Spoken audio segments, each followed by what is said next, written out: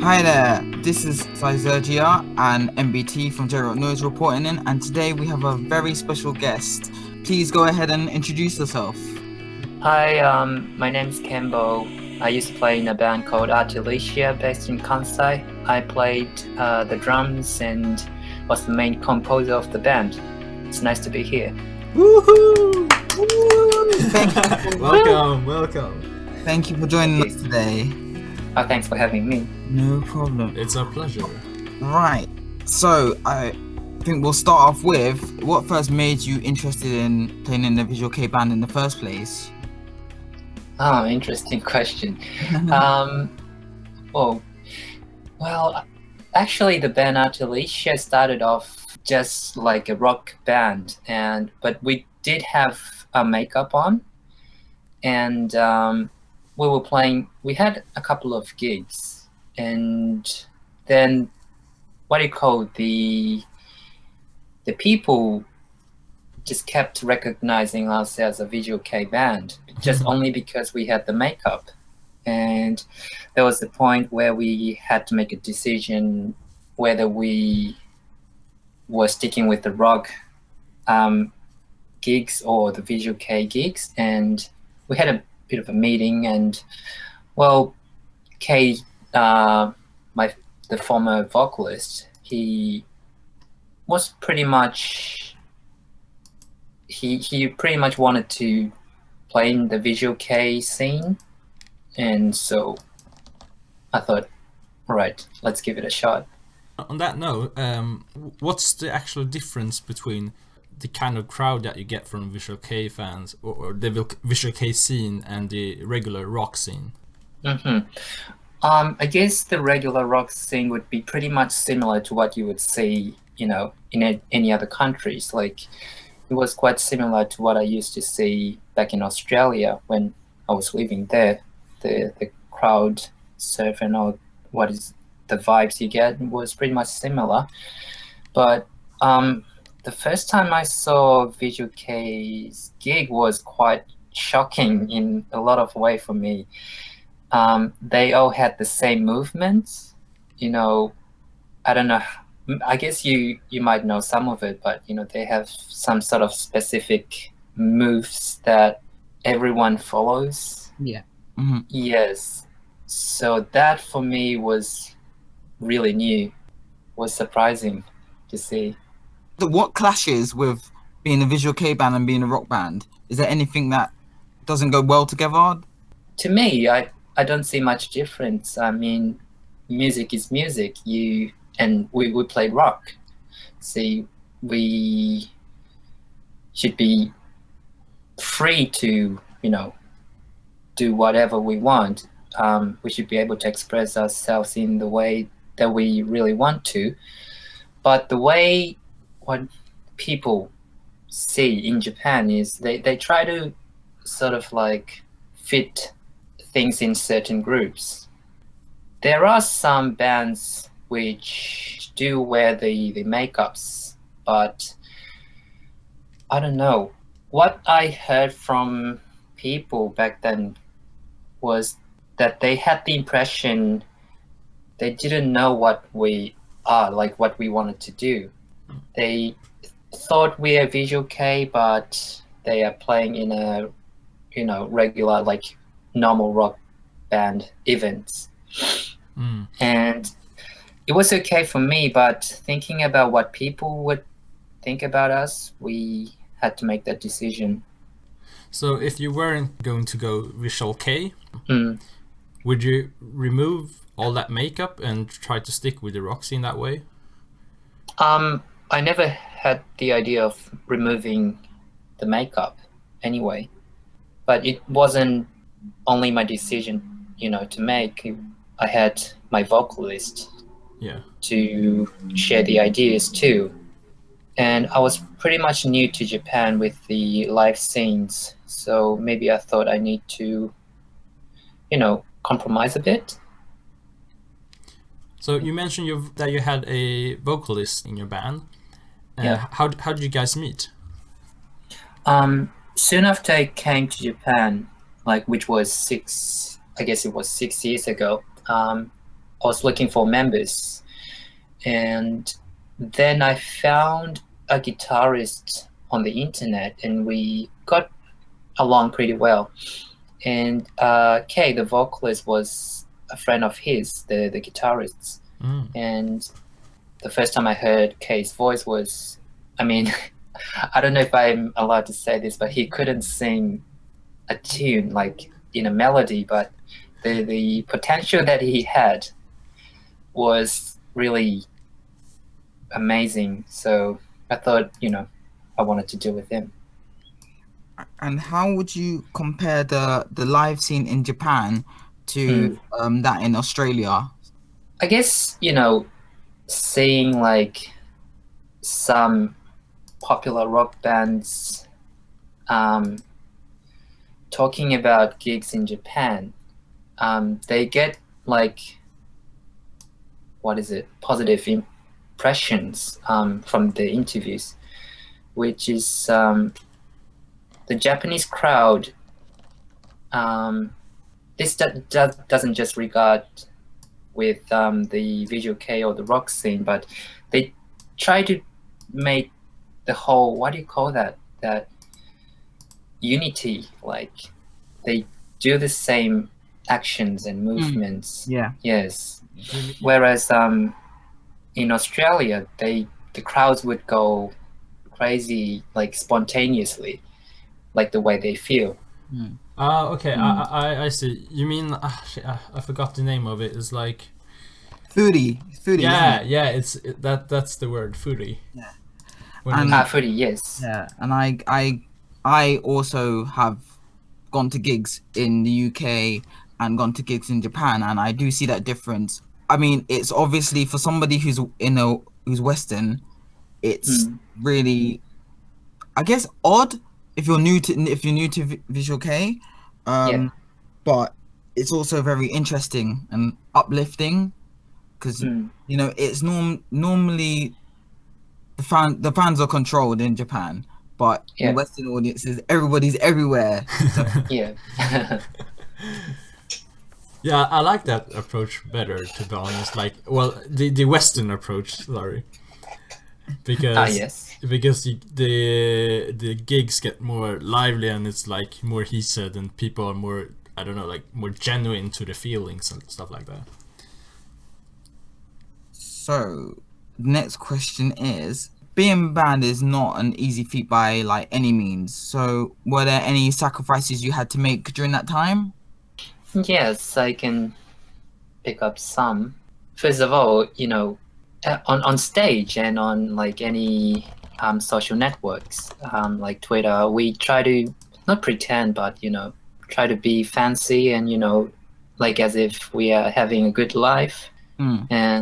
But when we are not on stage or in front of people, like off the internet, it's like we are always earning money and have to think about how to live the month, and because we have to pay like for the equipment and for the studios. So the sacrifice I made for me was that, well, I used to collect CD like every day. Like I would go to a CD store and find something new, but I had to give that all up because I needed to save, money for the band. To me, was quite, what's that word? I was playing music, but I wasn't able to listen to the music that I, wanted to. It's a bit ironic. Yes, ironic. Was the only thing you gave up in the financial department, or was there anything else? Time-wise too. Well, especially when we were making our, records, or trying to make the records, I was pretty much sacrificing my sleeping patterns. Yeah. I would do the mix or arrangements until the morning and would have a couple of hours of sleep and then have the next day. So that was pretty tough. Also, I wanted to go back to Australia every now and then, but time-wise or money-wise, I wasn't able to do that. You hear all these Visual-kei like bandmen having a part-time job. Was that the same thing for you? Having the part-time job? Yes, sort of. I guess so. The listeners would be, non-Japanese, so I think I'm okay to say this, but I was teaching English. Okay. So, I don't know if it could be a part-time job, but yeah. So going back to your CD buying, what bands are you into? Oh, any bands that got into my eyes. I would look for some new bands that is, not popular yet. Like, since you're from UK, Ellie Goulding? Yes, yeah. Yes. I actually heard her song at a CD store when she released her first album, and she wasn't popular at all, but it was I fell in love with it, so I just bought it on that day. Also, I would, do some study about the old rock. We have YouTube now, so I would search some bands, and if I find it quite, intriguing, I would just buy that CD. Like, I used to collect a lot of King Crimson. See. That's another UK band, I guess. Mm. Yes. So I collected all their studio albums. So going back to the Visual-kei thing, would you say Visual-kei is popular in Japan, or how? Because we have a hard time perceiving how popular things are from like an outsider view, if you're not living in Japan. So that's the kind of thing that we think bands are like Japanese bands are like really, really big, but in fact they're just like an indie band that plays in small live houses. I don't know. The genre itself, Visual-kei, is popular, of course. Everybody knows who X Japan is. Most people know who Lunacy is, but when you follow the history of who was the first Visual-kei and who was the second and third and fourth, and I don't know what generation we are at now, but I think the popularity is sort of decaying, and sort of becoming back to the underground scene. So there are tons of indies Visual-kei bands, but not so many on the ranking charts. Like in Japan, we have Oricon. Do you know that? Yeah. Yes, we don't see much Visual-kei bands on the list of Oricon. You have all these mainstream Visual-kei bands like the Gazette appearing from time to time. Yes, up to Gazette, I think they have established their sort of like their status up to the point, a lot of people know. But the generation after that, who would that be? I don't think like people in general would know them. Yeah, it's hard to tell because obviously there are so many bands, so many indie bands, and not a lot of those indie bands will hit mainstream because of the kind of music they play. That makes sense. So, for example, Sid were Visual-kei band. I guess they still consider themselves that. I'm not quite sure. They've done anime openings and whatnot, and have reached a popularity that I guess nobody would have thought that would be the case.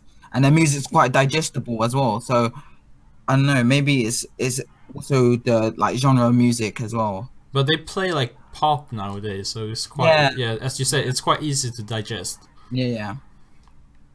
Are there any Visual-kei bands that you follow right now, Kenbo, that is part of the indie scene? I was really close with the band Holy Clock. They are on a hiatus now. Don't know when they're coming back, but their music really got me into. I mean, they're not only because they're my friends, but their music was purely great and beautiful. What kind of music did they play? What kind? They had the essence of the 90s Visual-kei. I see. Yes. Yeah. It's always hard to put Visual-kei bands into genres because they play so much different. Yeah, it's true. Like it could be jazz, it could be rock pop, it could be metal at one point. You know, so it's a mixed bag. What I wanna ask is, every Visual-kei band has new costumes whenever something new is on the horizon. So that could be singles, albums, a DVD. But how are these costumes made? Does somebody draw them? Is there a company that specializes in making them?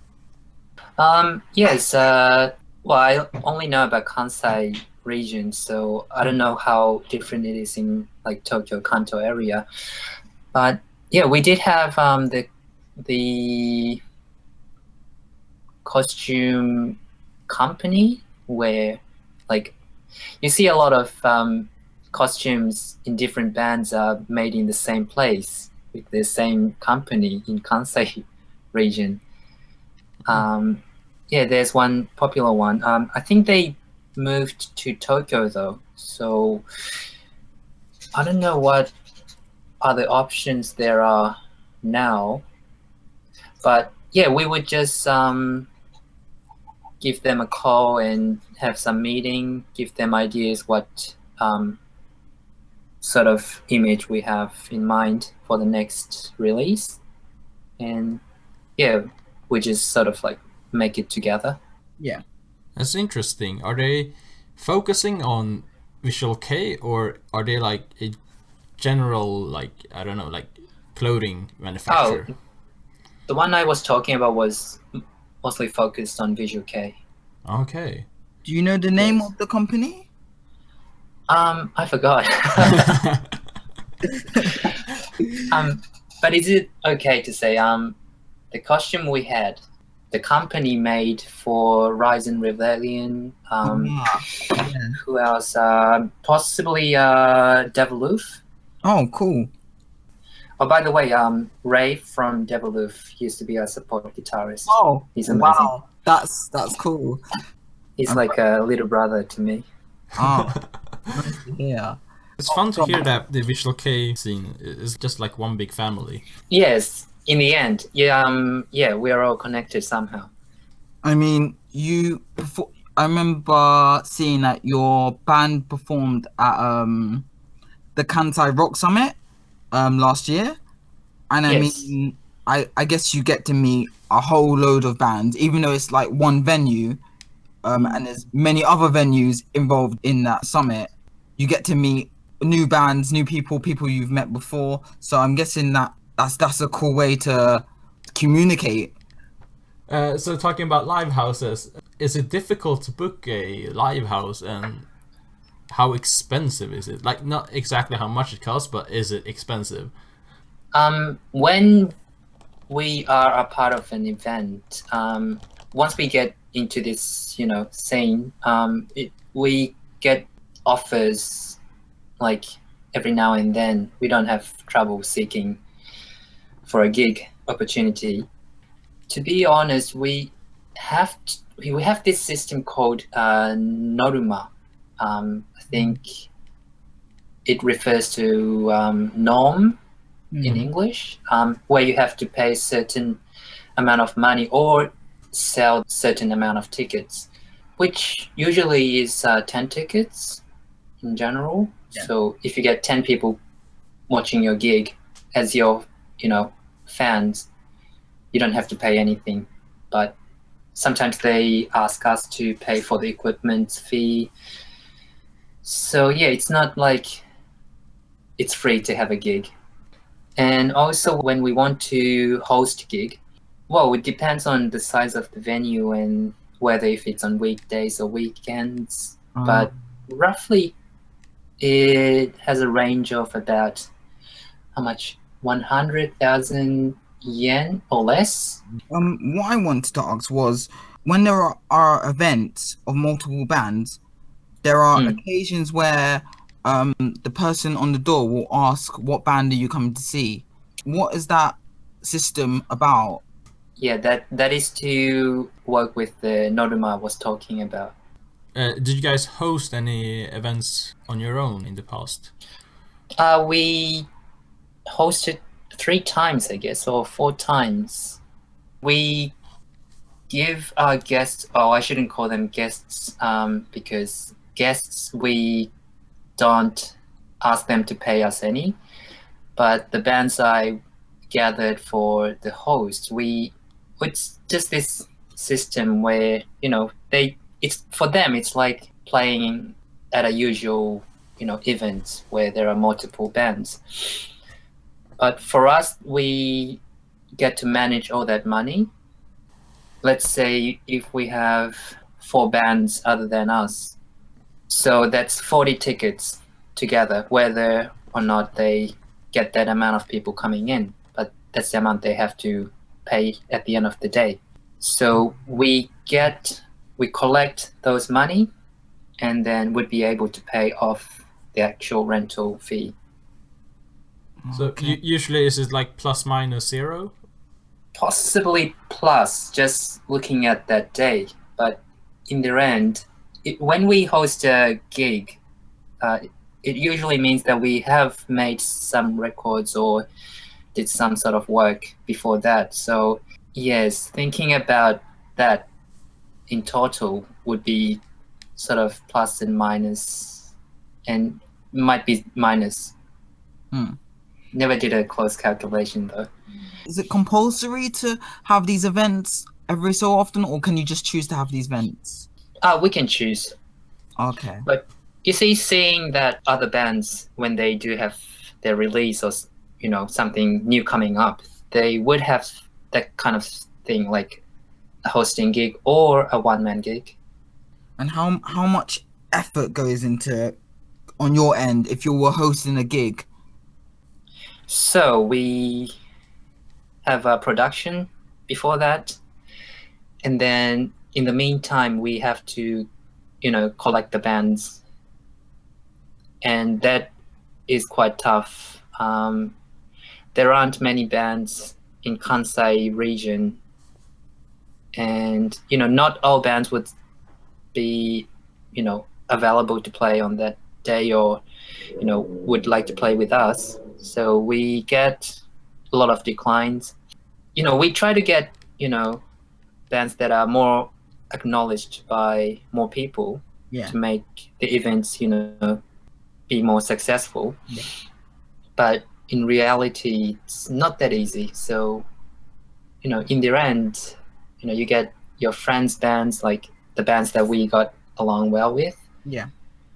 Yes. So I'm really thankful for those bands that really participated in our host gigs. But back to the story. It really takes a lot of time and effort finding the bands, working on our production. It's quite sleepless. Did you ever go on tours, and how was it going on these tours? Like the mental effort and the physical effort and stuff like that. How was the experience? We had a tour twice, not so many compared to other bands. We hire a car, and then it was only me and Kay who could drive the car, so it was just the two of us, who could switch the drivers. So it was okay when we went to Nagoya, because it's about 2.5 or maybe 3 hours of drive, so one driver is enough. But when we went to Tokyo, oh my god, the Shizuoka prefecture is endless. I mean, you're driving overnight. You would leave Osaka the night before the gig, maybe 10 o'clock. and around maybe 4, 5, or 6 o'clock, you're in Shizuoka, and you want to sleep, but you can't, and it never gets to Tokyo for I don't know how many hours. Wow, that sounds intense. And then you gotta Yeah. perform like on the same day, I Yes. guess. Yes. In connection with tour life, I mean, I know we already spoke about costumes, but makeup is also a very very important part of Visual-kei. Who would be in charge of that job? Do you do it yourself, or is there somebody you get in for each gig to do it? We normally have someone to do for us. There are makeup artists. I don't think any bands would do makeups by themselves. So we hire people to do the makeup. So not even smaller bands, they hire people to do their makeup. Yeah. But would you have the same makeup artist, or would you take on different makeup artists to recreate the similar look? It's better to have the same makeup artist, and Yeah. that's the usual case. We had 2 or 3, like, what do you call, regular makeup artists who, once it's not available, we would ask the next one, the other one. So we could have that routine and sort of keep up the same look. But some bands wouldn't be so fussed about it. Maybe they are quite flexible. Would the makeup artist travel with you guys, or would they travel separately? If we are to take the makeup artist from the Kansai region together, we would travel together. You chose a more feminine kind of look for your for your band in Elicia. Like, how do you make the decision of choosing who's gonna be the feminine member? Because a lot of bands, obviously, like, they always have the token feminine one, and it's not odd, but it's like it's a thing. Yeah, it's a thing that keeps happening. So, to be honest, I never wanted to be the one. Oh shit! I see. Yes, but I always wanted to be quite like a neutral type, but never a girly feminine. Feminine is okay, but not the girly type. How did you end up with that part then? When Kyrie, the guitarist, joined the band, and when we were making our next production and having the meeting with the makeup artist and the costume designers about the new outfit, they thought if I would keep the style that I had, it would sort of blur the whole contrast of the members. I see. Like, they are all quite neutral, neutral type. So it wasn't forced, but they sort of wanted me to be the girly type in the end, to make, to outstand each members. I was just wondering about the checkies that you sell during lives. What's the importance of these checkies as bandmen? I have no idea, to be honest. Again, I never thought my band would be playing in the Visual-kei scene, and I didn't even know the Japanese music scene, so I didn't know what cheki was, and I couldn't believe how we could sell them to the fans and earn money from it. It was unbelievable for me. Yeah. So a lot of people do buy them. Yes. I mean, it's sold alongside merch, so it has to be. I guess it has to be something. You have to do it every time. You know, it looks intense, just to say the least. Well, I think the attractive part about selling checkers is that each one of them is unique and you can't get it like anywhere else. There's no other one like this. Of course, yeah. Yeah. But how much is usually a checky? About $5 each. Sure. Think normally 500 yen. Yeah, so Yeah. that's about $5. And that's quite expensive, actually. Yeah, It is. Well, some bands would sell it for $10. wow. So is that the more established bands, I guess? Yes. What would you say has been your most positive experience being involved in such a scene? Positive It doesn't experience. have to be your most positive. It could be a number of positive experiences. Well, I guess I was able to meet my fan base. That's something I cannot, have it anywhere else. And also I was able to meet, some of the people that, I used to watch them on YouTube. I was never a fan of them, but someone that I would admire in certain point. Like I was the final recording I worked with Elicia. The recording engineer used to work with Gakto. Wow. So he showed us how Gakto's old songs were on his computer, actually, like the session files. That's It cool. was amazing to see. Yeah, it's pretty cool.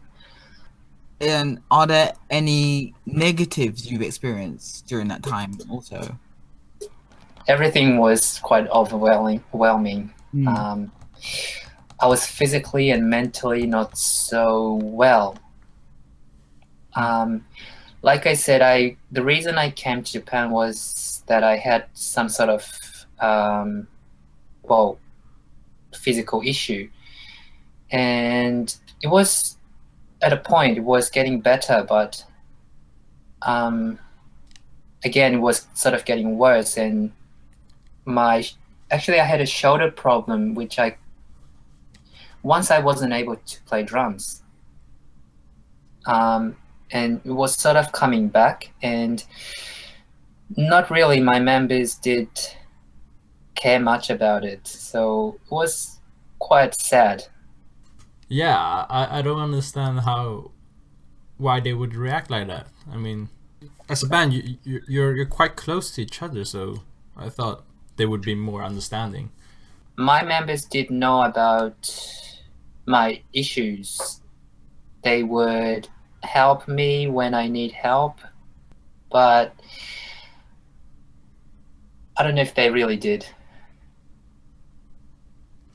I think being in a Visual-kei, there's a thing where you get, I don't know, too busy and you can't think about other people very much. I think I was the same to the others too, in some ways. So it's like you got to protect yourself while you can. So I think it is really important to have that, spare space somewhere inside you to be able to care for the others. And if you don't have that, you see a lot of bands disbanding and all that. And I think in most cases, it's mostly the human relationships. So without going into details, but were there typical topics that caused disagreements between the band members? Oh, in my band? Yeah, well, or in general. Like, could be things that you've heard from other band members too. Yeah. I think we all had like what do you call that? The focus we had were not all the same, and some members would think we need to do more tour gigs and have more release, where other members would think we need to keep the balance of the members. In order to have all that, gigs and productions. And when those different ideas stays for some time, it sort of clashes, and maybe, I don't know, it's really hard to go back to the point where we could really, understand each other. Yeah, I guess this puts everyone on a bad mood as well. Yeah. So, band members are constantly using social media to keep in touch with fans, and they post obviously they post photos and videos and talk about recent events. How do you think it has changed the way members communicate with fans and also themselves? I think it's great to be able to expose, the communication between the members or the fans, because when we didn't have the internet, it was all under the scene, But at the same time, it's not always obvious. They could be communicating on the DM, like the direct messages, and you don't know what's behind it. So there's, I don't know. I enjoy communicating with the fans, but at the same time, I feel like I've got to be careful, because some people might come too much, not having like certain distance at all. So yeah. Would you reply to your fans directly? When I first started using Twitter, I was always replying to their messages. I don't know, there's a point where I stopped doing that, and I'm sort of not replying to the messages. Only sometimes when, my band disbanded, so now I don't have anything to really protect from or for. So you don't accidentally say the wrong thing to hurt your band. Right, yes. But I think there needs to be some distance between, it doesn't have to be the fans and the musicians, but some people are very unique and can be quite, how can I put this? Could be harmful at times. Yeah. Yes. That's understandable, yeah. Did you feel like all these messages and all these tweets, and did they support you, make you want to carry on making music? Oh, absolutely. So that was one of the driving forces then? Yes. How did all this social media help you expand your band during your time with Art Elicia? See, it's not like we were chatting like we're good friends with the fans, but we're able to communicate somehow. In my case, when they give me some sort of comments or anything, I would always put like button to let them know that I have read it and I appreciate it. Yeah. So it's not like we have obvious connection as as a person, but that's sort of this new way of communication, I guess. So the people close to you, what did they think of you being in a Visual-kei band? Like my families and close friends. Your close friends, yeah. I imagine there was like probably mixed reaction. I'm not entirely sure, but yeah.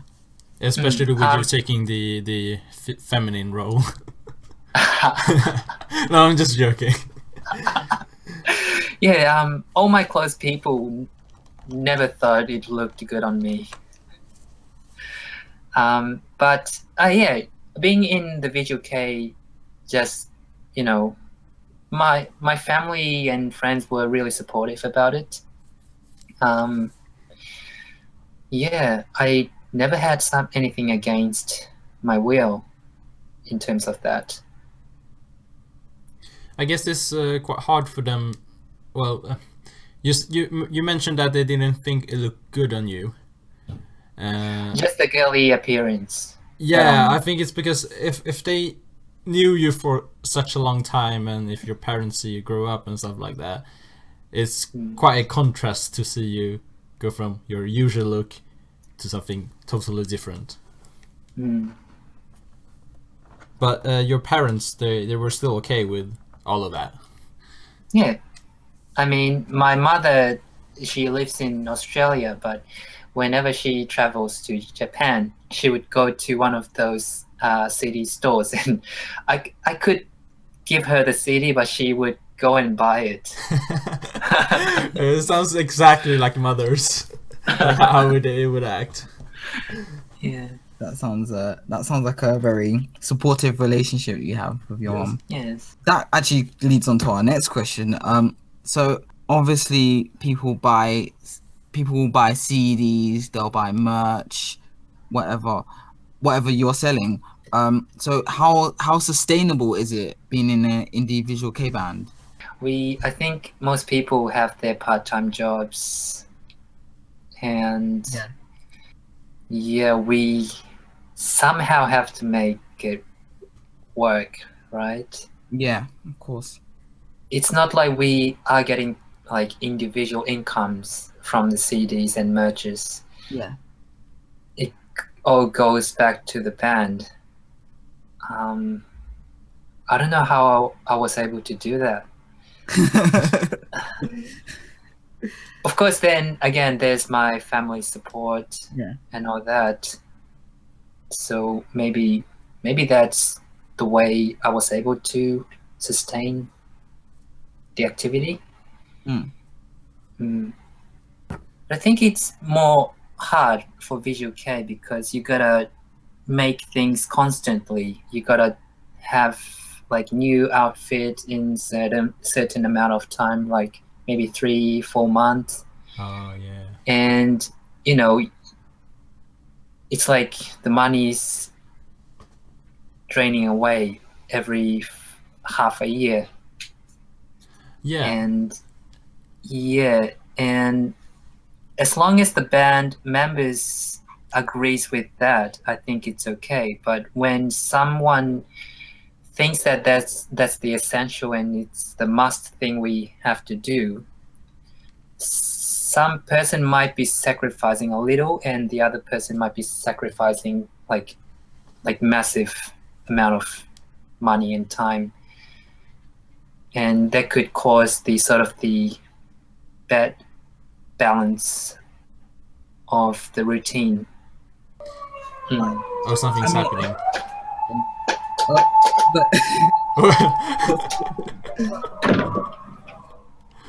Okay. What's that? That's alright, we'll just wait till it goes. Kenbo, are you in trouble? Oh no, I live near the quite a big street, so sorry, the ambulance, right? That's fine. Yeah, I'm just joking.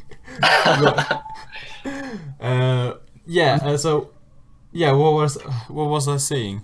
If you're the typical Visual-kei band, you usually have this fancy clothing, but if you're more into the casual K, which people call it, so then you would just dress up a bit more, like less pricey in just like general clothing, I guess. But yeah, clothing together to make an outfit.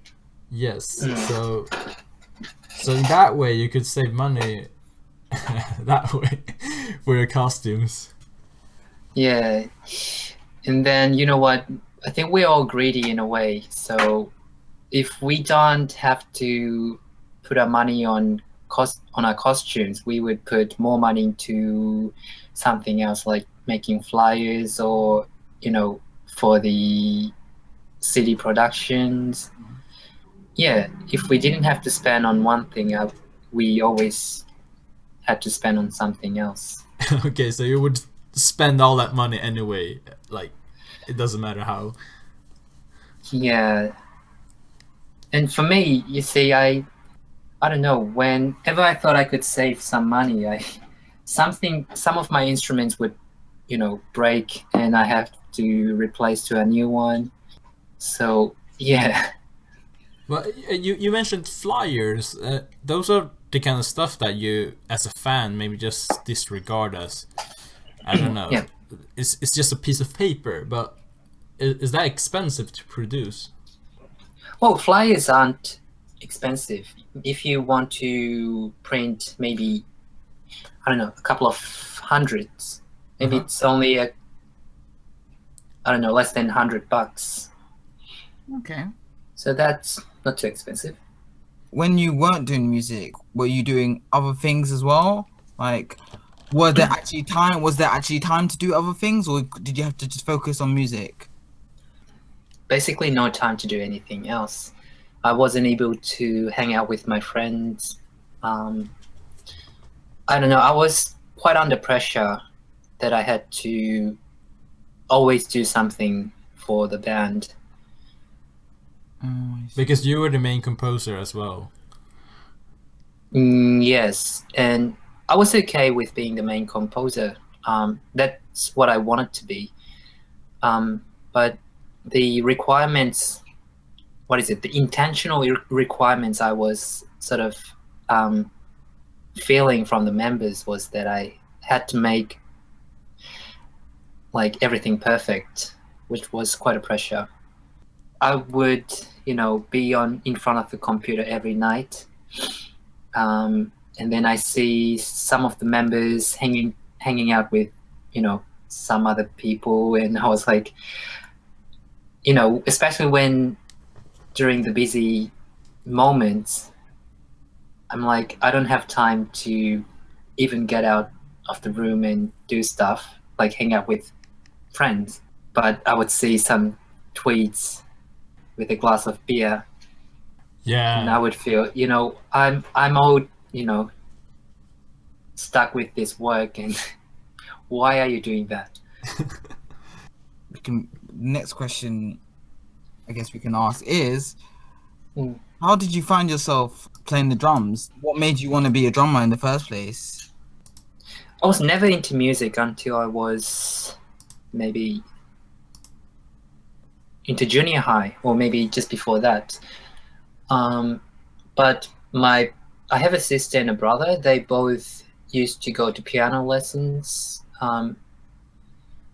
My father was a conductor for a choir team when he was a student. So I was raised in sort of like more sort of classical music environment. But that never intrigued me, and I was never interested in music. But then I started listening to some sort of anime songs, which was two mix. The vocal is the voice actress of the Detective Conan, if you know that anime. I know that anime, yeah. Yes. Well, that was the first music that really got me into, but still I wasn't really imagining myself playing any instruments. And a couple of years later, maybe when I was about 15, my friend made me a copy of a compilation album with all this club music. And yeah, I was listening over and over again, and somehow, club musics don't really have drummers. The rhythms are all done by computers. But there was something that made me wanted to play drums from that music. Yeah, that was the first reason I started playing drums. And even then, back then, I didn't like rock music in general. At that time, what kind of music were you listening to? I was listening to like radio, friendly pop, some anime songs, and that some club music. If you know, do you know a group called Hybrid? I don't know, maybe they're Swedish, maybe not. Sorry, I'm not sure. No. Yes, but I was listening to those kind of music.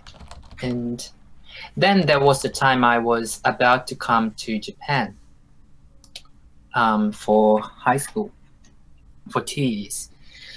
And then I saw Bees, the rock duo. Yeah. Yes. And on the TV. And yeah, there was another, wave of something that, that was the start of the point where I started listening to rock music. As you're the main composer, you also know how to play the other instruments a little bit as well? Actually, yes, the following year I started playing the drums. I started playing the guitar. So actually, if you have seen Elicia's credit before Kyrie joined, it was actually Kei on vocals and me being on instruments. So I wasn't actually just the drummer, but the guitar and the bass as well.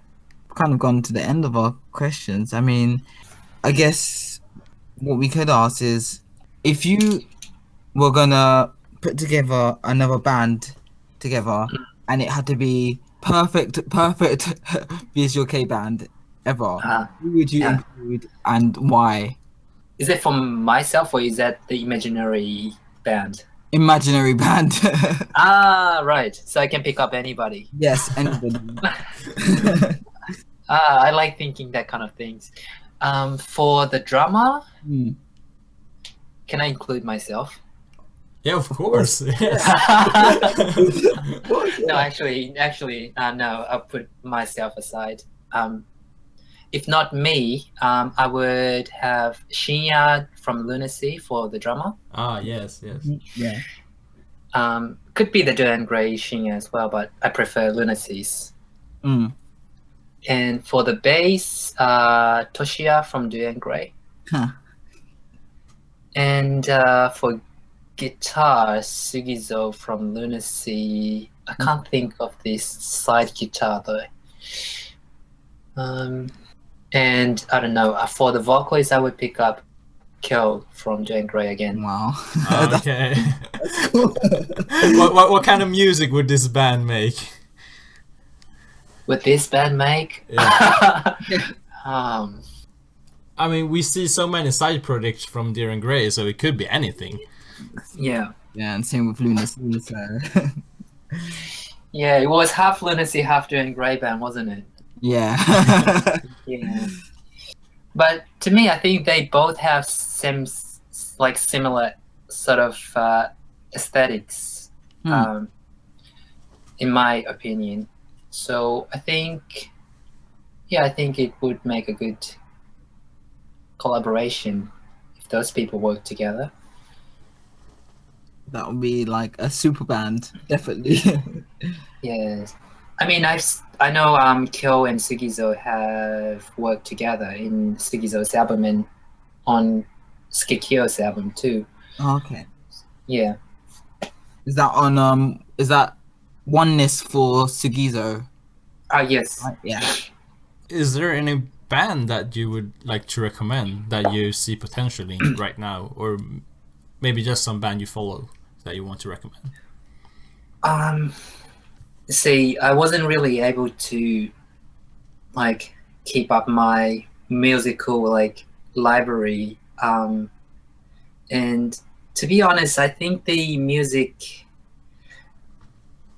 isn't really giving me the drive at the moment. I mean, the new stuff, they kind of sound quite similar to one another. There isn't a band I can pick up and say you guys should listen to them right now.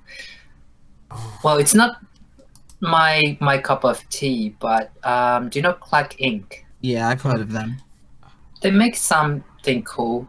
Ah, we've come to the end of our question time. So Okay. I would just finish it off, I guess. Right. Where do you see yourself in 5 years times? And what do you hope you can achieve in the next 5 years? I really didn't see my band Elicia coming to an end. So I'm actually at the point where I'm quite in a huge loss moment. I really don't know what I want to do now. But at the same time, I can finally have some time for myself and be able to, explore a bit more, listen to some new music. And I have, been talking with people who are asking me to help them with their compositions and arrangements and recordings. So I don't know. I don't know if I will be coming back on stage. Maybe if I find the right members again. So it's really hard to think ahead for a promising future, but I think I will be keep doing music somehow. At the current stage, are you more interested in being in the background when it comes to making music? I hate being in the background. I want to be on stage. Okay. I'd love to. But for now, I just don't want to rush into, that scene again to give myself more pressure. I think I need to release myself for a while, and I think I need some time to relax and maintain myself. Thank you, Kenbo, for joining us today. We It's my really pleasure. appreciate it.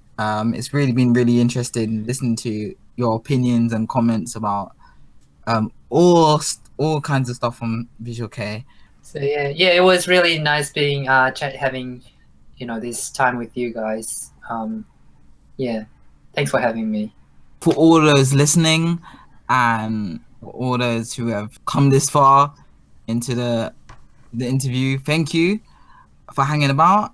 But we hope you enjoyed that, and for now, take care. Thank you. Bye bye. Thank you.